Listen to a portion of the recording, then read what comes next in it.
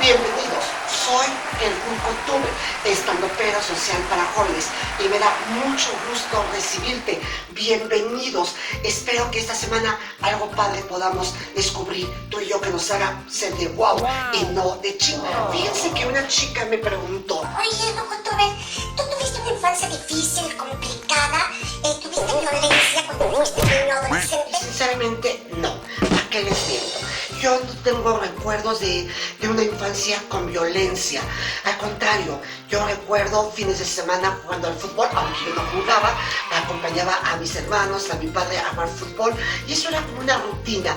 Todos los domingos ir a jugar fútbol, y yo siento que yo pasé una infancia chévere, tranquila, en paz, aunque me cuentan mis hermanos que a ellos se les tocó un papá de carácter más difícil, un papá de carácter fuerte. No sé si fue de golpes, pero sí de esos que con la mirada eran autoritarios. Y sobre todo dicen que mi padre tenía dos obsesiones: las capitales y las tablas de multiplicar. 10 por 11.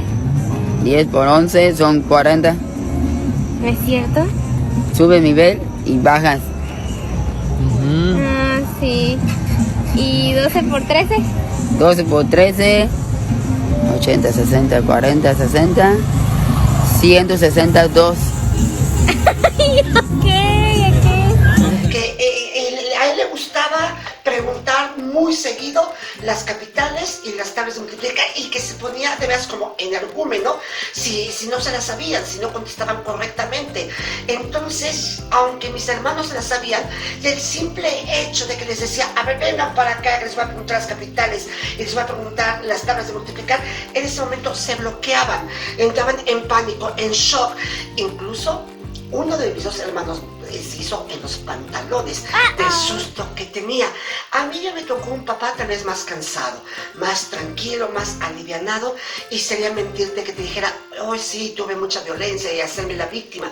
Es más, yo nunca vi a mi padre gritarle a mamá, ni tratarla mal. Había cierta frialdad, que si tú lo piensas ahora con esa misma frialdad, entenderás que sí era un dejo de violencia, ¿no? Porque había cierto abandono en esa relación, pero era mutua, ¿no? Entonces, pero ese era un conflicto entre ellos. Eso ya lo analizo hoy día. En esos momentos creo que yo no le presté atención hasta ahora que tengo un poco más de conciencia. Pero dicen mis hermanos que a ellos se les tocó fuerte, ¿no? También creo que mi abuela paterna sí también ejercía un tanto cuanto de violencia, pero de otro tipo. Ella era más clasista, hacía muchas diferencias. Eran 3 hijos y a los 3 los trataban de maneras muy distintas. Sobre todo ahí sí había el consentido y se les vivía por él, y a los otros los hacía como menos. El consentido era el que tenía mejor situación económica, el que tenía algunos grados de estudios superiores, y entonces así se desvivía la abuela. Con nosotros fue maravillosa, fue genial. Era una abuela encantadora que te protegía, que te cuidaba. Era una abuela que te contaba cuentos, una abuela que te hacía ciertos postrecitos y muy deliciosos. Pero sí era, con todo respeto a mi abuela santa, sí era medio clasista, y eso también es un tanto de violencia. Mi primo Rodrigo tenía sus amiguitos, él era el menor, y entonces mi abuela le ponía unas galletas, y mi primo se comía nada más el rellenito, y la abuela las juntaba y se las daba a los amiguitos, sobre todo a los de una condición más humilde. Entonces, sí, eso también es una de otra manera violencia. ¿Saben dónde experimenté violencia de manera indirecta? No porque la haya vivido en mi hogar, pero sí alrededor. Ya siendo un joven, vivimos en un condominio, en un edificio de 20 departamentos. Entonces, imagínense que cada departamento pues era un mundo muy diferente, ¿no? Y había 4 en especial que te voy a platicar rápido de ellos. 2 se parecen porque eran los segundos matrimonios de las señoras, y algo también tenían muy en común, que esas señoras tuvieron muchos hijos en su primer matrimonio, y cuando digo muchos, eran como 6.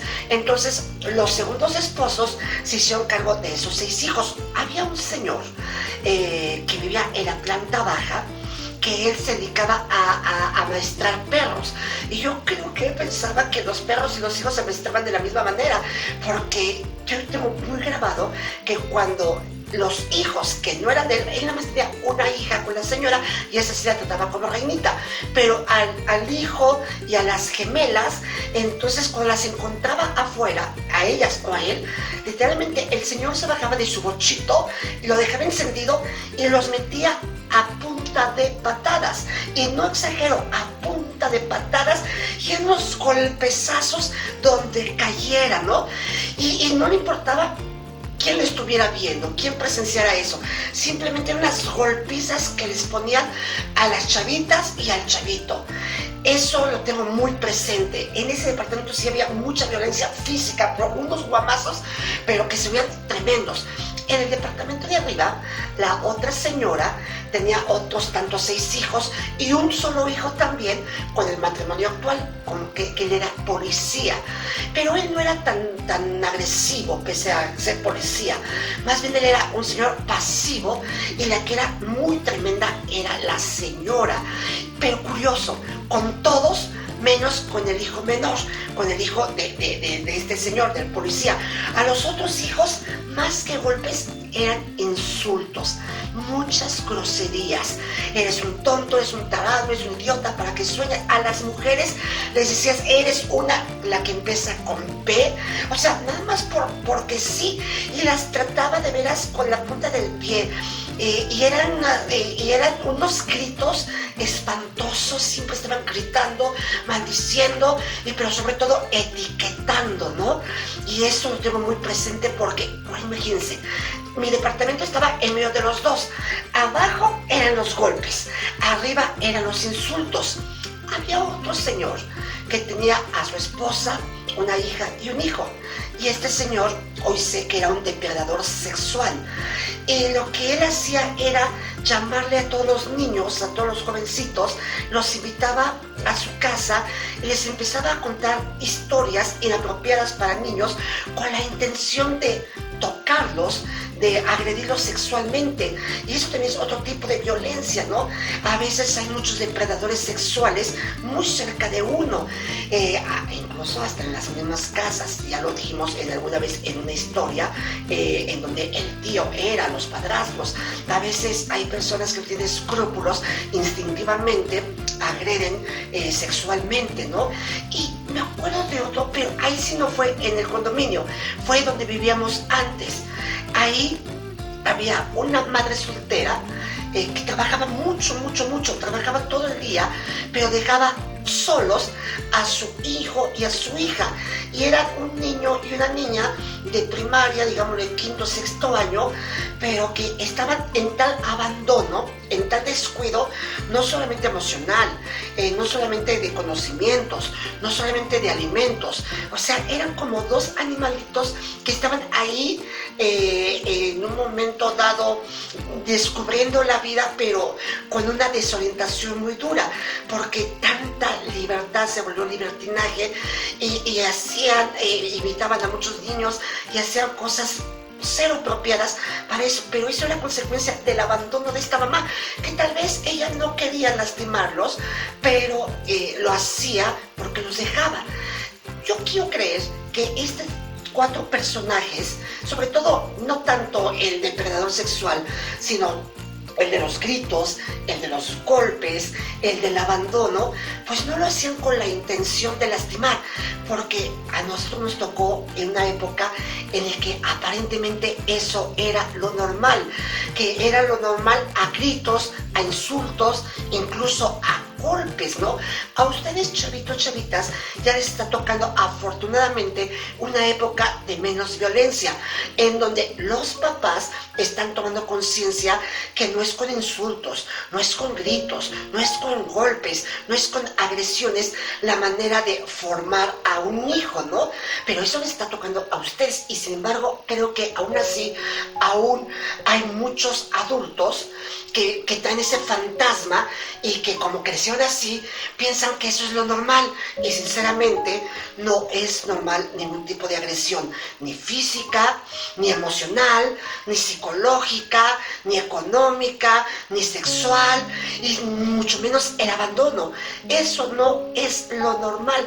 Entonces el día que nos pongamos a pensar y decir, ok, esto no es correcto porque lastima, porque hace daño, porque perjudica, porque me hago que se sientan mal, porque me siento mal, entonces empezaremos a transformar nuestra forma de comportarnos. Si transformamos el chip que tenemos en nuestra mente, decimos, esto no es correcto, esto no es normal, entonces vamos a transformar nuestra conducta. ¿Qué hacer si en un momento dado tú estás viviendo violencia en tu casa y sobre todo con estos encierros, con esta pandemia? Mira, yo pongo siempre un ejemplo. Imagínense que se está quemando la casa, que hay un incendio. La lógica que te dice, ¿cómo apagas el incendio? Con agua. Entonces, ¿qué pasaría si tú a ese incendio le echas más leña, le echas alcohol, gasolina? Pues lógicamente va a arder. ¿Qué quiero decir con esto? Que yo aprendí, porque yo tuve violencia no en casa, tuve cierta violencia fuera de casa, en las escuelas. Entonces, cuando a mí me gritaban, ¿saben qué hacía yo? Yo hablaba quedito. Cuando a mí me insultaban, yo hablaba cosas adecuadas de esa persona. Y no es que fuera tonto y no es que pusiera la otra mejilla, simplemente era más inteligente y no caía en la provocación, porque la violencia genera violencia y nunca siendo violento vas a resolver, y uno tiene que filtrar eso. ¿Saben qué creo? Que si tú eres víctima de violencia, tienes que transformar eso que te agreden y decir, ok, esto no es lo adecuado, lastima, por lo tanto yo no voy a seguir esos pasos, yo no voy a seguir esa conducta, yo voy a transformarla para ser mejor, para que tú hacia donde direcciones, entonces tú lleves luz y no tengas oscuridad. Yo sé que no es fácil aguantar, yo sé que no es fácil decir, híjole, y contenerte, pero hay que ser muy inteligentes para que entonces tú no te vuelvas tóxico, para que tú no te vuelvas una persona que está perjudicando y te quieres desquitar inconscientemente. Si tú dices, esto no es lo normal, y lo hablas, hay que hablarlo, pero no cuando estén en conflicto, porque en conflicto están tan los ánimos tan acelerados, tan caldeados, pues que nadie escucha. Para escuchar hay que estar en paz, hay que estar calmados. Y entonces cuando haya esa calma, expresé, si sabes qué, no me gusta que me hables así, no me gusta que me trates así, no me gusta que me insultes, no me gusta que me golpees, no me gusta que me jales, no me gusta que me pongas etiquetas. Hay que expresarlo. Y sabes qué, cuando lo dices en calma, sereno, de una u otra manera, la otra parte, por muy dura que sea, claro que te va a escuchar. Ahora, si ya es una situación muy extrema, tienes que pedir ayuda. Normalmente en familia siempre hay alguien sensato que te quiere tanto, que te va a escuchar y te va a ayudar a resolver ese problema. Ahora, que no encuentras a esa persona, yo insisto, ya afortunadamente hay maestros, hay psicólogos, hay orientadores, y siempre hablo de ellos porque son herramientas que tenemos para salir adelante.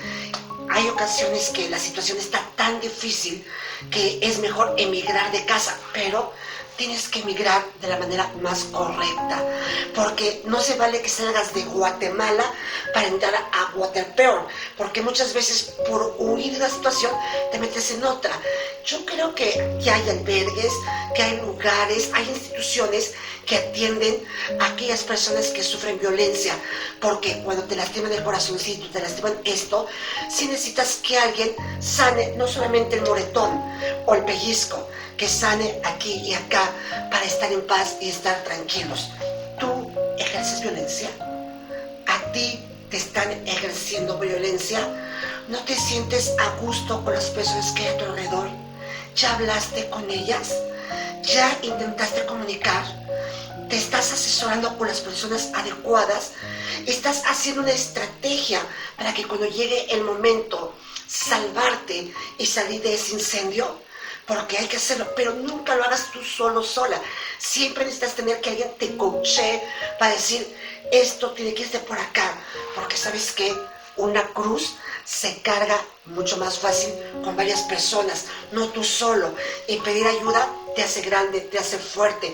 Y yo lo que pido es que vivamos en paz, que vivamos tranquilos, sin agredir, sin insultar. Y si lo vamos procesando, tarde o temprano tendremos tranquilidad. Y qué mejor que la tranquilidad. Y yo espero que pases una semana tranquila, que te suscribas si es que no lo has hecho, que me des like, que por favor la campana y por qué no, me recomiendes, que les digas que hay un rucotuber que lo único que quiere y lo único que busca es que tú seas un chavito de wow y no de chin. De una cosa, nos vemos la próxima semana. Ya me voy y que tengas una semana tranquila y en paz. Acuérdate, cambia este chip, filtra y no te llenes de esos rencores, porque tarde o temprano tendrás que sacarlos y seguirás ese círculo de violencia y hay que cortarlo. No se vale que tú sigas repitiendo patrones. No hay que hacerlo, ¿ok? Pide ayuda si necesitas. Y aquí está el youtuber para escucharte. Coméntame o contáctame. Nos vemos a la próxima. Chao, chao.